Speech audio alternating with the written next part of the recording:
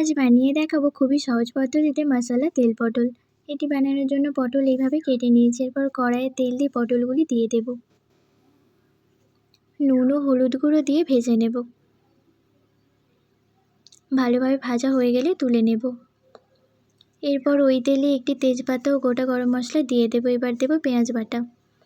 পেঁয়াজ একটু ভাজা হলে দেব আদা রসুন ও কাঁচা লঙ্কা বাটা। আদা রসুনের কাঁচা গন্ধ ছেড়ে আসলে দেব টমেটো বাটা, নুন, হলুদ গুঁড়ো, লঙ্কার গুঁড়ো, জিরে গুঁড়ো ও ধনে গুঁড়ো। সবগুলি ভালোভাবে কষিয়ে নেব। মশলা থেকে তেল ছেড়ে আসলে অল্প জল দিয়ে দেব। একটু ফুটিয়ে নিয়ে ভেজে রাখা পটল দিয়ে দেব। ঢাকা দিয়ে 10 মিনিট হতে দেব।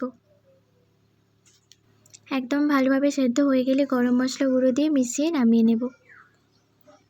রেডি হয়ে গেছে অসাধারণ স্বাদের মশলা তেল পটল।